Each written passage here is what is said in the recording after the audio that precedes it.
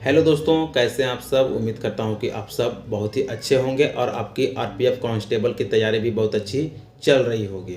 तो दोस्तों, आज दिनांक है 3 फरवरी 2025, दिन सोमवार। तो आज का दिन हम सबों के लिए काफ़ी इम्पोर्टेंट है क्योंकि आज बसंत पंचमी है। तो माँ सरस्वती की पूजा स्कूलों में, कॉलेजों में और कई चौक चौराहों पर भी किया जा रहा है। तो सबसे पहले आप सबों को बसंत पंचमी की ढेर सारी शुभकामनाएं। आप सबों पर हमेशा माँ सरस्वती की कृपा बनी रहे।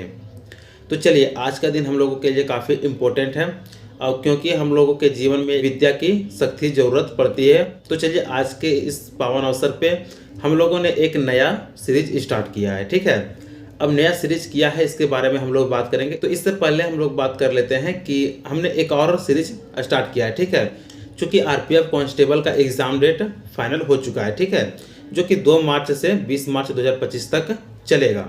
तो ऐसे में एग्ज़ाम नज़दीक होने के कारण हमने एक सीरीज स्टार्ट किया है जिसमें हम लोग मैथ्स के मिक्स प्रश्नों को देखते हैं। ठीक है, और मिक्स प्रश्न में कहने का मतलब है कि प्रत्येक क्वेश्चन अलग अलग चैप्टर का होता है। ठीक है, तो उसे हम लोग मिक्स क्वेश्चन में प्रैक्टिस कर रहे हैं। उसमें हम लोग को बहुत ही बेनिफिट है क्योंकि उसमें जितने भी हम लोग क्वेश्चन कर रहे हैं, पहला कि अलग अलग चैप्टर से कर रहे हैं और दूसरा है कि सारे प्रश्न जो है वो प्रीवियस ईयर में आए हुए ही प्रश्न है। ठीक है, तो हम लोग प्रीवियस ईयर प्रश्न के साथ में यदि प्रैक्टिस करते हैं तो उससे कहीं ना कहीं ज़्यादा बेनिफिट जरूर मिलता है। तो ये तो हम लोग मिक्स सीरीज के बारे में बात करें। ठीक है, जिसमें कि हम लोग मिक्स प्रश्नों को सॉल्व करते हैं। अब हम लोग बात करते हैं जो कि आज से हम लोग स्टार्ट कर रहे हैं। ठीक है, आज से ये जो सीरीज स्टार्ट हो रहा है ये चैप्टर वाइज सीरीज है। ठीक है, इसमें हम लोग मिक्स प्रश्नों को नहीं देखेंगे। हालांकि दोनों आपका चलता रहेगा, एक मिक्स सीरीज जो आपका चल रहा है वो चलता रहेगा और आज से एक और ये नया सीरीज स्टार्ट हुआ है। तो इसमें हम लोग क्या करेंगे कि चैप्टर वाइज प्रैक्टिस करेंगे। ठीक है, जैसे कि आज की इस वीडियो में हम लोग परसेंटेज के चैप्टर को देखेंगे। तो सबसे पहले हम लोग परसेंटेज को समझेंगे और उससे रिलेटेड सारे प्रश्नों को देखेंगे और इसमें भी हम लोग वैसे ही प्रश्न को सॉल्व करेंगे जो कि प्रीवियस ईयर में आए हुए प्रश्न होंगे। ठीक है, क्योंकि प्रीवियस ईयर में आए हुए प्रश्न के साथ में एक तो आपका एग्जाम का आइडिया मिल जाता है और दूसरा आपका प्रैक्टिस भी उसी लेवल का होते जाता है। ठीक है, कहीं से भी जैसे तैसे प्रश्न हम लोग नहीं लाएंगे क्योंकि इन रिलेवेंट प्रश्नों को लाने का कोई मतलब नहीं बनेगा। ठीक है, तो इस सीरीज में हम लोग जो रिलेवेंट प्रश्न होंगे, जिसके एग्जाम में आने की संभावना होगी, हम लोग वैसे ही प्रश्नों को देखेंगे। तो चलिए, बिना देर किए आज के वीडियो को हम लोग स्टार्ट करते हैं। तो आज का वीडियो हम लोग परसेंटेज से स्टार्ट करेंगे। ठीक है, तो आज का वीडियो आप शुरू से लास्ट तक पूरा देखेंगे और अंत में आप हमें कमेंट कर जरूर बताएंगे कि आपको वीडियो कैसा लगा, क्या ये सीरीज कंटिन्यू होना चाहिए या फिर इसमें कुछ और सुधार करने की ज़रूरत है। तो अपनी राय आप हमें कमेंट में जरूर देंगे। तो चलिए, बिना देर किए अब हम लोग आज के वीडियो को स्टार्ट करते हैं। तो चलिए, यहाँ से हम लोग देखेंगे परसेंटेज को। ठीक है, जिसे हिंदी में बोले तो ये प्रतिशतता होता है। ठीक है, तो सबसे पहले हम लोग परसेंटेज को समझेंगे कि परसेंटेज होता क्या है, इसके बाद आगे हम लोग इसके प्रश्नों को सॉल्व करेंगे। तो देखिए, परसेंटेज सबसे पहले हम लोग बात करेंगे कि परसेंटेज का मतलब होता क्या है। ठीक है, तो परसेंट का जो अर्थ होता है वो होता है 100 में प्रत्येक। ठीक है, यानी कि 100 में कितना है उसी चीज़ को हम लोग परसेंट कहते हैं, यही परसेंटेज को दर्शाता है। तो चलिए, जैसे कि यहाँ पे हम लोग लिख देते हैं 10%। ठीक है, अब हम लोग देखेंगे कि ये 10% ये क्या है, कितना है, ये नहीं पता। ठीक है, तो यहाँ पे परसेंट लग जाने के कारण यदि ये परसेंट नहीं रहता तब तो नहीं पता चल पाता कि 10 एक कोई नंबर है, लेकिन 10 में यह परसेंट लग जाने के कारण कहने का मतलब है कि प्रत्येक 100 में जो है वो 10 है। ठीक है, कितना, तो 10 है कितना में, 100 में। यानी कि आप इसे रुपया में ले, केजी में ले, किसी भी चीज़ में कोई भी मात्रा में ले सकते हैं तो 100 में प्रत्येक होगा। ठीक है, यानी कि टोटल 100 है जिसमें से कि 10। इसी तरह से आगे हम लोग लेते हैं, मान लेते हैं कि यहाँ पे 20 ले रहे हैं। ठीक है, यहाँ से 20 ले लिए तो 20% कहने का मतलब है कि ये प्रत्येक में से 20। ठीक है, यानी कि प्रत्येक इस 100 में से 20, ये इसका अर्थ होता है। ठीक है, इसके बाद आगे हम लोग देखते हैं कि यहाँ पे ये परसेंट है तो ये कैसे आ गया, यानी कि परसेंट यहाँ पे फ्रैक्शन में आ गया। ठीक है, तो यहाँ पे 10% है, इसे हम लोग यहाँ से ऐसे काट देते हैं तो कितना बच जाएगा, 1/10। यानी कि इस जो 10% का वैल्यू है फ्रैक्शन में कितना आ जाता है, 1/10। यानी कि 10% या फिर 1/10 ये दोनों सेम है, बस इसे हम लोग परसेंट के फॉर्म में देखते हैं और ये जो है वो फ्रैक्शन के फॉर्म में है। उसी तरह से यहाँ पे यदि हम लोग 20 को देखते हैं कि ये 20% है। ठीक है, तो 20% को हम लोग कैसे लिखे थे, 20/100। इसे आगे काटेंगे तो 20 एक बार में कटेगा, 20 × 5 = 100, यानी कि तो ये आ गया 1/5। ठीक है, यानी कि 20% का फ्रैक्शन वैल्यू कितना हो जाएगा 1/5। तो इसी चीज़ को हम लोग को मेन समझना है, बाकी परसेंट का अर्थ तो आप लोग समझ गए। तो चलिए आगे हम लोग फिर से समझते हैं। तो चलिए पहला हम लोग देखे थे कि परसेंट है, ठीक है, परसेंट लिखते हैं, और दूसरा यहाँ पे फ्रैक्शन।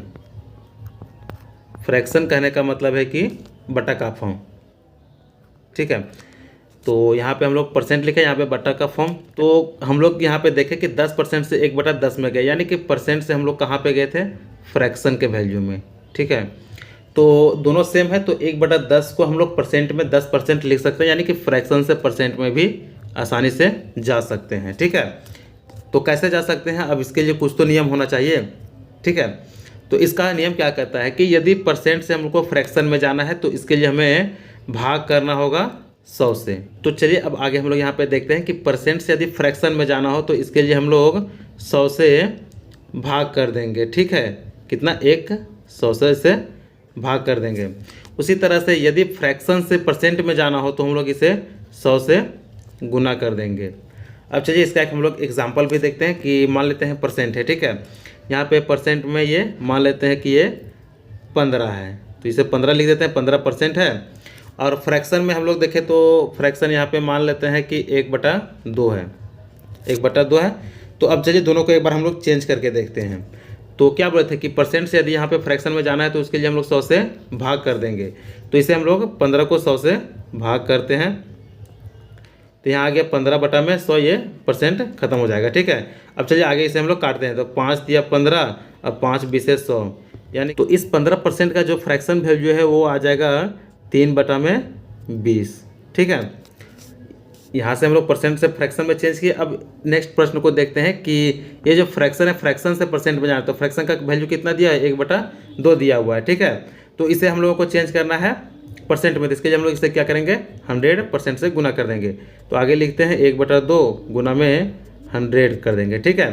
अब आगे यहाँ से काटेंगे तो 2 50 बार में ये कट जाएगा, तो कितना आ गया 50%, ठीक है। तो उम्मीद है कि आप सब यहाँ तक अच्छे से सीख गए होंगे कि परसेंट से फ्रैक्शन में कैसे चेंज किया जाता है और फिर फ्रैक्शन से परसेंट में कैसे चेंज किया जाता है। तो चलिए इतना सीखने के बाद आगे नेक्स्ट हम लोग प्रश्न को सॉल्व करते हैं, ठीक। तो चलिए यहाँ पे देख सकते हैं कि ये पहला प्रश्न है, और पहला प्रश्न क्या बोला है कि 90 के 50% का 80% कितना होगा। तो चलिए आप इतना समझने के बाद तो इस प्रश्न को कर ही सकते हैं। आज कैसे सॉल्व करेंगे, 90 का है, ठीक है, तो यहाँ पे 90 लिख देंगे।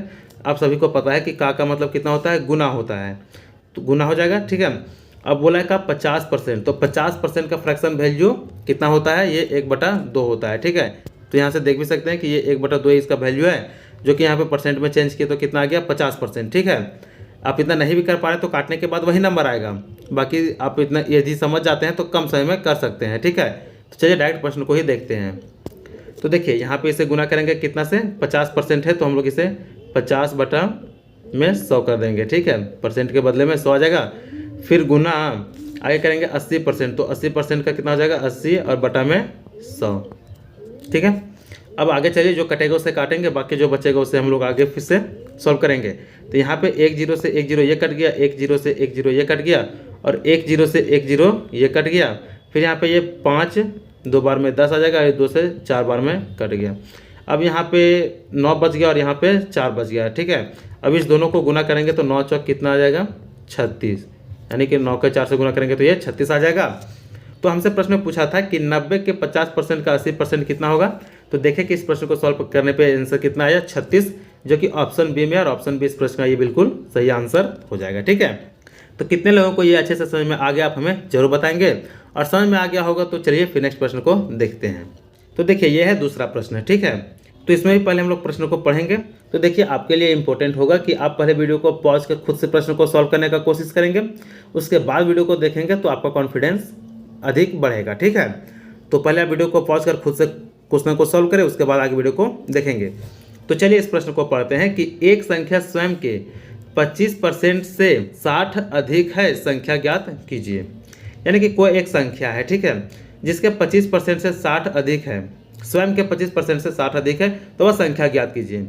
तो संख्या तो हमें नहीं पता, तो इस प्रश्न को कैसे सॉल्व करेंगे चलिए देखते हैं। तो देखिए संख्या नहीं पता, ठीक है, तो संख्या को हम लोग x मान लेते हैं। उसके बाद ये जो x बराबर यानी कि ये जो नंबर है ना वो स्वयं के 25% से, तो x का 25% यानी कि 25/100 से 60 अधिक है, यानी कितना अधिक है तो +60 हो जाएगा। ठीक है, अब यहाँ पे कितना आ जाएगा, x बराबर में ये 25x और बटा में 100 +60 आ गया। ठीक है, ये इतना आ गया। ठीक है, अब इसे हम लोग आगे एलसीएम से सॉल्व करेंगे, तो ये 100 के साथ में ये यहाँ पे 60 गुना हो जाएगा। ठीक है, तो 100 के साथ में गुना करेंगे तो ये जो 100 है दोनों के साथ में आ जाएगा और इधर ये गुना हो जाएगा। तो आगे से हम लोग सॉल्व करेंगे तो यहाँ पे कितना आ जाएगा, ये 100x बराबर में 25x प्लस का 6000 हो जाएगा। ठीक है, ये कैसे हुआ, तो इसे आप यहाँ से यहाँ तक इसे भिन्न के जोड़ को सॉल्व करेंगे तो इतना आएगा, आप खुद भी करके देख सकते हैं। ठीक है, आगे हम लोग करेंगे तो यहाँ तो 100 में 25 को माइनस करेंगे तो कितना आ जाएगा, ये 75x आ जाएगा बराबर में 6000 आ गया। ठीक है, अब इस 75 से 6000 को काटेंगे तो पहले हम लोग 15 से काट लेते हैं। ठीक है, तो 15 × 5 = 75 और 15 × 4 = 60 यानी कि 400। उसके बाद 5 से काटेंगे तो 5 × 8 = 40 यानी कि 80। x का वैल्यू कितना आ गया, 80। और संख्या ज्ञात कीजिए, तो संख्या को हम लोग माने भी क्या थे, x माने थे, जो कि x का वैल्यू यहाँ पे देख सकते हैं 80 आ गया था। तो इस प्रश्न का जो सही आंसर है ऑप्शन डी 80 ये हो जाएगा। ठीक है, तो उम्मीद है कि ये प्रश्न भी आप सबों को अच्छे से समझ में आ गया होगा। तो परसेंटेज में ऐसे ही प्रश्न पूछे जाते हैं और ये जो प्रश्न है प्रीवियस ईयर में आया हुआ ही प्रश्न है, तो ऐसे भी प्रश्न काफ़ी इंपॉर्टेंट बन जाता है। तो चलिए अब फिर हम लोग दूसरे प्रश्न को देखते हैं। तो देखिए अब हम लोग यहाँ पे तीसरे प्रश्न को देख रहे हैं। ठीक है, इसमें पहले हम लोग प्रश्न को पढ़ते हैं कि यदि a का 20% b के 25% के बराबर है तो a का 28% b के कितने प्रतिशत के बराबर होगा। ठीक है, तो चलिए आगे सॉल्व करते हैं, जैसे लिखा हुआ वैसे हम लोग लिखते जाते हैं। बोला कि a का 20%, तो हम लोग यहाँ पे लिख देते हैं कि a का 20% यानी कि a गुना 20 बराबर b के 25% के बराबर है, यानी कि b का 25%। ठीक है, अब आप लोगों को लग रहा है कि परसेंट के बदले में बटा में नीचे 100 काहे नहीं लिखे। ठीक है, क्योंकि यहाँ पे 100 लिखते और यहाँ 100 लिखते तो दोनों कट जाता है। ठीक है, तो कट जाने की वजह से हम लोग नहीं लिखे। आगे सॉल्व करते हैं तो यहाँ पे 5 से काटेंगे तो 5 × 4 = 20 और 5 × 5 = 25। अब a बटा b यानी कि a और b का वैल्यू हम लोग देखे रेशियो में, तो a का वैल्यू 5 आ गया और b का 4 आ गया। ठीक है, तो अब इतना का 28% निकालना फिर ये तो दिक्कत हो जाएगा। तो यहाँ पे ये रेशियो दिया है तो इसे हम लोग 500 मान लेते हैं और इसे 400 मान लेते हैं, क्योंकि दोनों में 100 से ऊपर नीचे गुना कर दिए तो ऐसे हम लोग मान सकते हैं। तो a का वैल्यू कितना आ गया 500 और b का वैल्यू 400। अब बोला है कि a का 28% b के कितने प्रतिशत के बराबर है।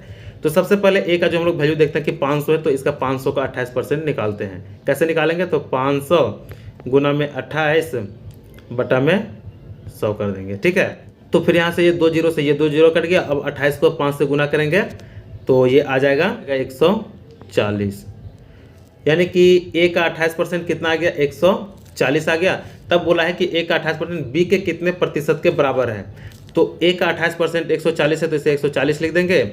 अब बोला b के, तो b का वैल्यू कितना है 400, तो बटा में 400 कर देते हैं। और फिर बोला कि कितने प्रतिशत के बराबर है। तो आप सबको पहले ही हम बता चुके हैं कि यहाँ पे फ्रैक्शन में जो है, ऐसे हम लोग प्रतिशत में बदलने के लिए 100 से गुना भी करते हैं, तो इसे भी हम लोग 100 से गुना कर देंगे। ठीक है, अब चलिए आगे सॉल्व करते हैं। तो यहाँ से ये 2 जीरो से ये 2 जीरो कट जाएगा और यहाँ 4 से ये कितना बार में कट जाएगा, 4 × 3 = 12 और 4 × 5 = 20, यानी कि 35 बार में कट गया। ठीक है, ऐसे भी कर सकते हैं कि 35 दूना 70 और 35 चौके 140 होता है। तो 4 से कितना बार में 35 बार में कट गया, यानी कि a का जो 28% हो b के कितने परसेंट के बराबर है, तो वो 35% के बराबर है। ठीक है, यहाँ से देख सकते हैं कि ये वैल्यू निकल करके आ गया 35%। तो 35% यहाँ पे देख सकते हैं कि ऑप्शन ए में है और ऑप्शन ए इस प्रश्न का बिल्कुल सही आंसर हो जाएगा। तो उम्मीद है कि आप सबको भी ये प्रश्न अच्छे से समझ में आ गया होगा। तो चलिए अब हम लोग नेक्स्ट प्रश्न को देखते हैं।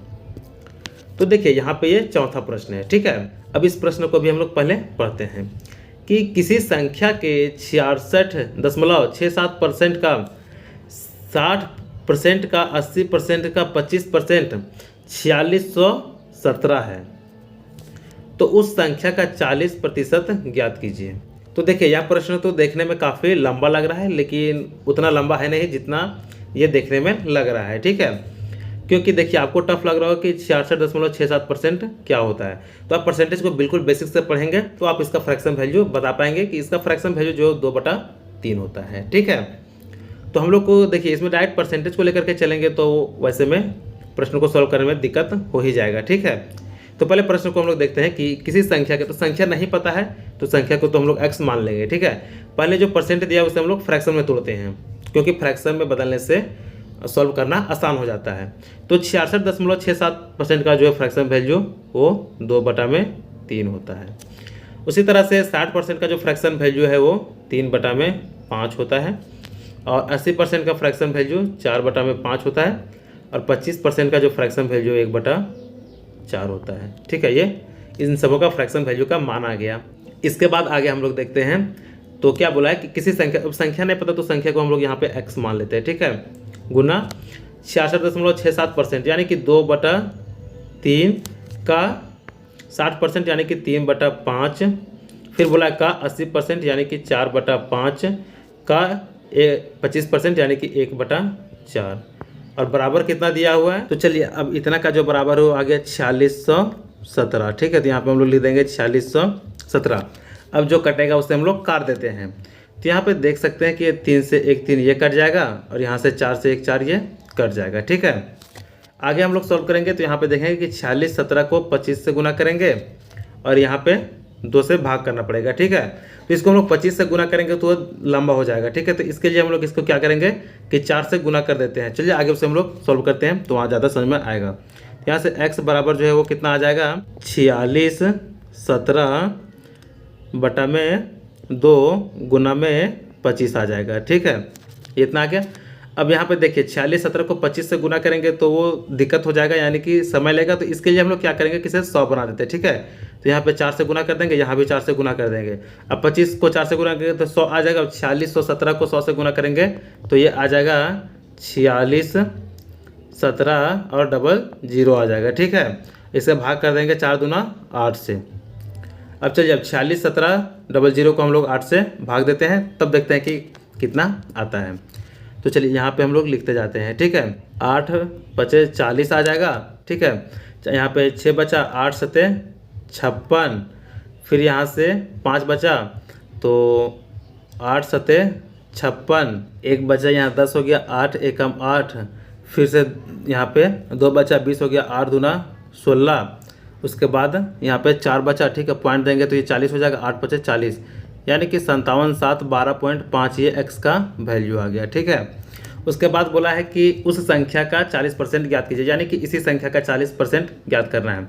तो 40% कितना होगा, तो 40% का पहले हम लोग फ्रैक्शन वैल्यू देखेंगे, तो इसका फ्रैक्शन वैल्यू 2/5 हो जाता है। तो चलिए अब हम लोग 57,712.5 का 40% निकालते हैं। तो आगे यहाँ पे लिखेंगे 57,712.5 का 2/5 निकालेंगे। ठीक है, तो चलिए आगे यहाँ पे हम लोग इसे 2 से गुना करेंगे तो कितना आ जाएगा, यहाँ पे 2 बचा 10 का 0, 1 बचा, 2 दूना 4, 1 5। ठीक है, ये 0 तो पॉइंट के बाद ऐसे ये खत्म हो जाएगा। इसके बाद 2 एकम 2, 2 सत्ते 14 का 4, 1 बचा, 2 सत्ते 14 1 15 का 5, 1 बचा, उसका फिर 5 दूना 10 और 1 11। अब इसे हम लोग भाग देंगे 5 से। ठीक है, यानी कि इस 5 से ये भाग देना पड़ेगा, तो 5 से भाग देने पे कितना आ जाएगा, 5 दूना 10, 1 5 आ गया। ठीक है, 5 दिया के 15, उसके बाद फिर यहाँ से 4 आ जाएगा। ठीक है, उसके बाद 0 0 5 8 40 ये कट जाएगा, उसके बाद फिर से 2 आ गया और ये 5। ठीक है, यानी कि 5 बचे 25, तो कितना आ गया 23,085, 23,085 आ गया 40% वैल्यू। ठीक है, तो इस प्रश्न में पूछा भी वही था कि ये जो नंबर आया है इसका 40%, तो कितना आ गया ऑप्शन ए 23,085, जो कि इस प्रश्न का बिल्कुल सही आंसर है। ठीक है, तो ऑप्शन ए इसका सही आंसर हो जाएगा। तो चलिए उम्मीद है कि ये प्रश्न आप सबको अच्छे से समझ में आ गया होगा, क्योंकि यह काफ़ी इंपॉर्टेंट प्रश्न था। तो चलिए इसके बाद फिर नेक्स्ट प्रश्न को देखते हैं। तो चलिए नेक्स्ट प्रश्न यहाँ पे देखते हैं कि एक टीम 45 मैच जीतती है, जो खेले गए मैचों का 60% था, टीम ने कुल कितने मैच खेले। तो चलिए यहाँ पे भी देख सकते हैं कि प्रतिशत के अच्छे अच्छे सवाल हैं। इसमें क्या बोला है कि एक टीम जो है वो 45 मैच खेलती है। ठीक है, अब उसमें क्या बोले कि खेले गए मैचों का 60% था, यानी कि ये जो वैल्यू है 60% का ही वैल्यू है, ठीक है। तब बोला है कि कुल कितने मैच खेले गए, कुल मैच जो 100% खेला गया होगा तो उसे हम लोग 100 से गुना कर देंगे। तो चलिए आगे सॉल्व करेंगे। तो यहाँ पे कितना बार में जाएगा, 1 0 से 1 0 ये कट जाएगा। उसके बाद 2 तिया 6 और 2 पचे, ठीक है, 3 15 तिया 45। तो 15 पचे कितना आ जाएगा यहाँ से 75, यानी कि कुल खेले गए मैचों की संख्या कितना थे 75, जो कि ऑप्शन डी में, और ऑप्शन डी इसका ये सही आंसर हो जाएगा, ठीक है। तो ये इजी प्रश्न था। एक बार और आप लोगों को समझा देते हैं कि एक टीम जो है 45 मैच जीतती है, ठीक है। टोटल कितना मैच खेली ये नहीं पता, 45 मैच जीती है, जो कि क्या है कि 60% का वैल्यू है, यानी कि इसे 60 से भाग देंगे तो 1% का वैल्यू आ जाएगा। तो मैच जो है पूरा मैच मिला करके वो 100% होगा, यानी कि 100% मैच खेला है तो 100 से गुना कर देंगे, ठीक है। जिसे सॉल्व करने पे 75 आया और इसका ऑप्शन डी 75 सही हो जाएगा। तो चलिए इसके बाद फिर नेक्स्ट प्रश्न को देखते हैं। चलिए यहाँ पे छठा प्रश्न देख सकते हैं कि 2 वर्ष बाद किसी कस्बे की जनसंख्या क्या होगी यदि वर्तमान जनसंख्या 12 लाख है और जनसंख्या वृद्धि दर 4% है, ठीक है। तो देखिए सारे प्रश्न आपको एग्जाम में आए हुए प्रश्न दिख रहे होंगे, ठीक है। आप यदि प्रीवियस ईयर प्रश्न देखे होंगे तो ऐसे प्रश्न आपको देखने को जरूर मिले होंगे। तो प्रश्न में क्या बोला है कि 2 वर्ष बाद जनसंख्या क्या होगी जब अभी वर्तमान का जनसंख्या वो 12 लाख है और रेट क्या है 4%, यानी कि प्रत्येक साल जो है 4% के दर से जनसंख्या बढ़ रहा है, ठीक है। तब 2 साल के बाद जनसंख्या क्या होगा ये प्रश्न में पूछा है। तो इसमें भी देखिए परसेंट में हम लोग लेंगे तो चीज़ वही आ जाएगा, ठीक है, यानी सॉल्व वही करेंगे। लेकिन इसको यदि हम लोग फ्रैक्शन में तोड़ते हैं तो कम समय में कर सकते हैं। तो 4% का जो फ्रैक्शन वैल्यू है वो 1/25 हो जाएगा।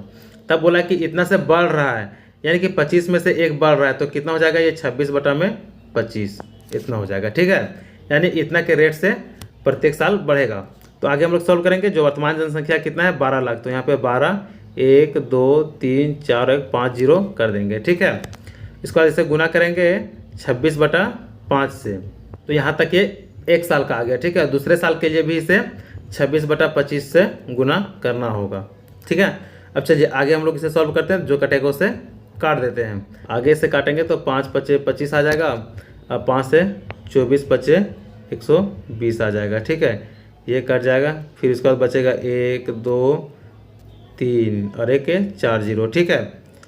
फिर से 5 से काटेंगे तो ये कितना आ जाएगा 5 4 बार में ये 20 आ जाएगा। 20 आने के बाद फिर यहाँ से 4 5 8 40, उसके बाद फिर यहाँ से 48,000 आ गया, ठीक है। तो चलिए इसे भी 5 से काटते तो इसे 5 बार में कटेगा, ठीक है। फिर यहाँ काटेंगे तो ये कितना बार में जाएगा 5 9 बार में 45, 3 बचा 5 6 30, यानी कि 9600। फिर 5 से काटेंगे तो ये 5 एक बार में 5 जाएगा, यहाँ से कितना बचा 4 बचा 5 9 45 5 2 10, यानी कि 1920 आ गया, ठीक है। 1920 और 26 को 26 से गुना करेंगे तो कितना आ जाएगा ये 676 आ जाएगा। तो यही करेंगे कि 1920 को, ठीक है, 1920 को 676 से गुना कर देंगे, ठीक है। तो फिर चलिए इससे आगे हम लोग गुना करके यहाँ पे लिखते जाते हैं कि 6 को 0 से गुना करेंगे तो यहाँ पे 0 आ जाएगा। 6 दूनी 12 का 2 1 बचा, उसके बाद फिर 6 9 54 1 55 5 बचा, 6 और 5 11, ठीक है। 11 5 120 आ गया। उसके बाद फिर 7 से गुना करेंगे तो यहाँ पे ये 0 आ जाएगा। उसके बाद फिर 7 दूनी 14 का 4 1 बचा, 7 9 7 63 1 64 का 4, फिर से यहाँ पे 6 बचा और 6 7 1 7 और 6 13, यानी कि ये यहाँ से 13 आ गया, ठीक है। उसके बाद फिर से हम लोग 6 से गुना करेंगे तो ये 11,520 ही आ जाएगा। तो यहाँ पे लिख देते हैं 0 हो जाएगा, यहाँ पे 2 5, यहाँ पे 1 और ये 1 आ जाएगा, ठीक है। अब सारे को हम लोग जोड़ देते हैं, ठीक है। जोड़ के यहाँ पे लिखते हैं तो यहाँ पे 0 का ये 0 आ जाएगा, 2 का 2 आ जाएगा, ठीक है। और फिर यहाँ पे 4 और 5 9 आ जाएगा। उसके बाद फिर आगे आ जाएगा 4 2 6 और 1 7, फिर 5 3 8 और 1 9, 1 1 2 और 1, यानी कि 12,97,920 गुना करने पर टोटल कितना आ गया 12,97,920, जो कि ऑप्शन यहाँ पे आपको सी दिख रहा होगा, ठीक है। 12,97,920, तो ऑप्शन सी इसका ये सही आंसर हो जाएगा।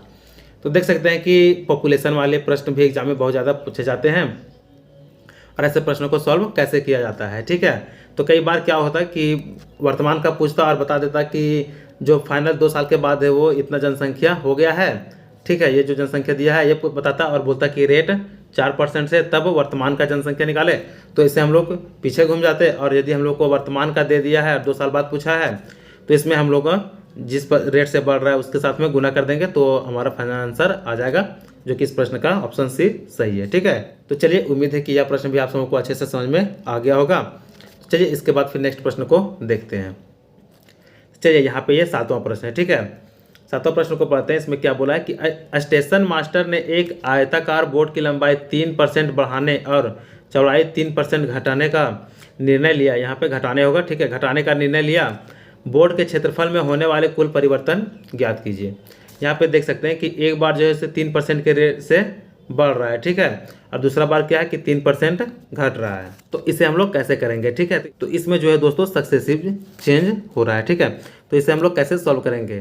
तो इसके भी हम लोग फार्मूला बताएं दोस्तों कि होता है a प्लस बी प्लस में ए बी बटा में 100, ये फार्मूला होता है। ठीक है, तो ये फार्मूला चलिए इसे फार्मूला पे हम लोग सॉल्व करते हैं। ए का वैल्यू, ठीक है, यानी कि बढ़ रहा है तो हम लोग प्लस में करेंगे और घटता है तो माइनस में लिखेंगे। ठीक है, यहाँ पे लंबाई 3% है जो कि बढ़ रहा है। ठीक है, तो यहाँ पे हम लोग उसे 3 लिख देंगे। उसके बाद फिर क्या बोला कि चौड़ाई 3% से घट रहा है, तो यहाँ पे हम लोग 3 माइनस कर देंगे। ठीक है, फिर आगे होता है यहाँ पे प्लस। ठीक है, तो यहाँ पे प्लस और माइनस माइनस हो जाएगा। ए बी यानी कि 3 गुना 3 बटा में 100 हो जाएगा। ठीक है, आगे सॉल्व करेंगे तो ये प्लस है, ये माइनस 3 खत्म हो जाएगा। ठीक है, यहाँ बच जाएगा माइनस में 9 बटा में 100। ठीक है, अब इसे हम लोग आगे देखेंगे तो कितना आ जाएगा 0.09%। अब ये क्या है कि यहाँ पे ये इसका आंसर तो माइनस में आ गया। ठीक है, तो माइनस आता है तो वो घटता है यानी कि कमी होती है, और प्लस आता तो बढ़ता। ठीक है, तो इस प्रश्न में क्या आ रहा है? माइनस आ जा रहा है। ठीक है, जिसकी वजह से क्या होगा? कमी होगा। तो इस प्रश्न का सही आंसर ऑप्शन डी 0.09% की कमी होगी। ठीक है, तो डी इस प्रश्न का बिल्कुल सही आंसर हो जाएगा। तो चलिए उम्मीद है कि ये प्रश्न भी आप सबको अच्छे से समझ में आ गया होगा। तो चलिए इसके बाद नेक्स्ट प्रश्न को फिर देखते हैं।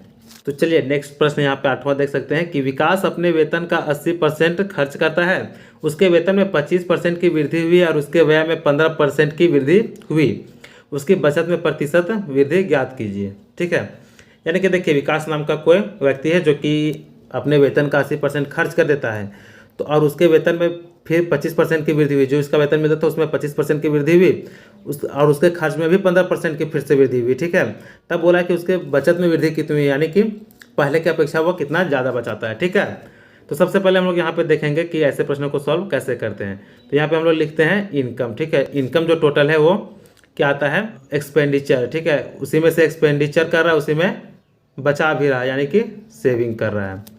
तो इनकम मान लेते हैं कि उसका 100% है। ठीक है, तब बोला कि वेतन का 80% खर्च कर देता, तो एक्सपेंडिचर 80% खर्चा करता है, और तो बचाता कितना है? यहाँ पे 20% बचाता है। आगे फिर बोला है नेक्स्ट में कि उसके वेतन में 25% की वृद्धि हुई, तो 100 का 25% में वृद्धि होने पे यानी कि 125 इसका हो जाएगा। ठीक है, ये 125 हो गया। तब बोला उसके व्यय में भी 15% की वृद्धि हुई, यानी कि 80 का 15% निकालेंगे। ठीक है, तो 80 का हम लोग 15% निकालेंगे तो 80 का 15% 12 आ जाएगा। ठीक है, अब 12% उसमें बढ़ गया, यानी कि 80 में 12 बढ़ा तो ये बढ़ के टोटल कितना हो जाएगा? 92 हो जाएगा। तो यहाँ पे 92 लिख देंगे, और उसके बाद सेविंग देखेंगे तो 125 में से 92 को माइनस करेंगे। ठीक है, तो जो बचेगा वही सेविंग होगा, क्योंकि इनकम 125 और खर्च 92 हो रहा है, तो जो बचेगा वही तो सेविंग होगा। 5 में 2 गया यहाँ पे 3, और 12 में 9 गया तो 3। ठीक है, यानी कि 33 बच गया। तब बोला है कि उसकी बचत में वृद्धि प्रतिशत, यानी पहले उसका जो है 20 पर बचता था, अब 33 बचता है। तो यहाँ पे साफ दिख रहा है कि बचत में जो वृद्धि हुआ है, तो वृद्धि कितना का हुआ? 11 का। ठीक है, तो यहाँ पे हम लोग लिख लेते हैं 11 का वृद्धि हुआ, कितना में? 20 में से इसे 100 से गुना कर देते हैं। ठीक है, तो 20 बचे 100, 11 बचे 55, यानी कि 55% का जो है उसके बचत में वृद्धि हुआ है, जो कि ऑप्शन सी है, और ऑप्शन सी इसका ये बिल्कुल सही आंसर हो जाएगा 55%। ठीक है, तो इनकम एक्सपेंडिचर वाले प्रश्न को देख सकते हैं कि कैसे सॉल्व किया जाता है। ठीक है, यानी कि हम लोग इनकम को 100 मान करके किए, तो यह प्रश्न काफ़ी कम समय में बन गया। इसके बाद चलिए फिर नेक्स्ट प्रश्न को देखते हैं। तो चलिए यहाँ से देख सकते हैं कि ये 9वां प्रश्न है। ठीक है, 9वां प्रश्न को भी पहले हम लोग पढ़ते हैं।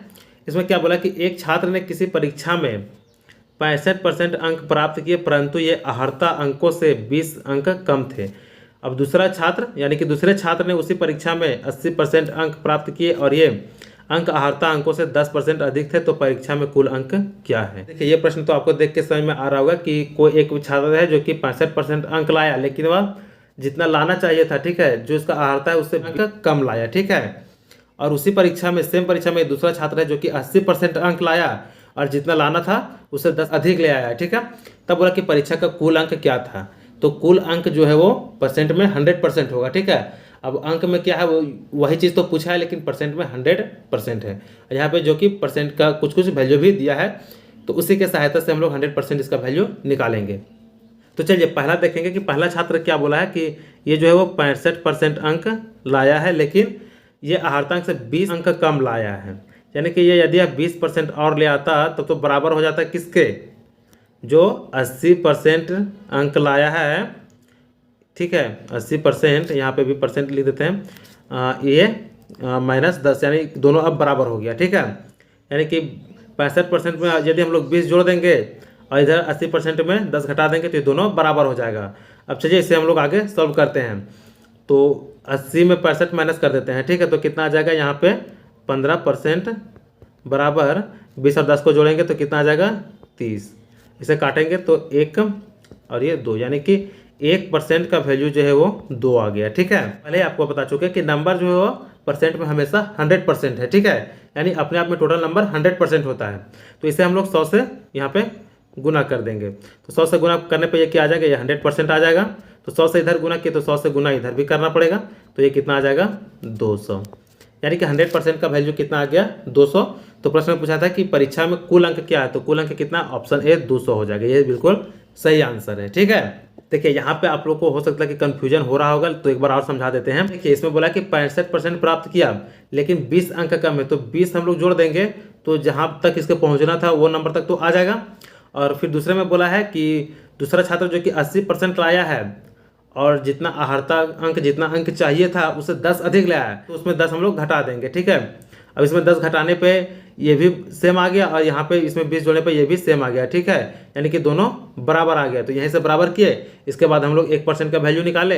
1% का वैल्यू निकल जाने के बाद टोटल 100% का वैल्यू निकाले, जो कि इस प्रश्न में पूछा भी था। तो 100% का वैल्यू कितना है 200, जो इसका सही आंसर है।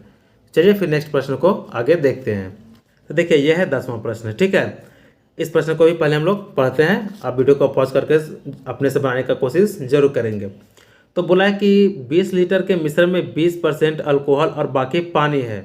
यदि 5 लीटर पानी और मिला दिया जाए तो नए मिश्रण में अल्कोहल का प्रतिशत कितना होगा। तो चलिए इस प्रश्न को भी आगे हम लोग अब सॉल्व करते हैं, ठीक है। यहाँ पे क्या बोला है कि 20 लीटर का कोई मिश्रण है, ठीक है। अब 20 लीटर में क्या बोला है कि 20% जो है वो अल्कोहल है, ठीक है। बाकी 80% जो है वो पानी है, यानी कि वाटर है, ठीक है। तो यहाँ तो परसेंट में है, अब हम इसे लीटर में देखें तो लीटर में कितना आ जाएगा, ये 100% का बराबर कितना है 20 है। तो 100, तो हम लोग को 20% निकालना है, तो 20 का 20% ये 4 लीटर आ जाएगा, ठीक है। यानी 4 लीटर उसमें अल्कोहल है और पानी कितना है, तो पानी यहाँ पे ये 16 लीटर आ जाएगा, ठीक है। अब दोनों मिला करके कितना हो गया 20 लीटर।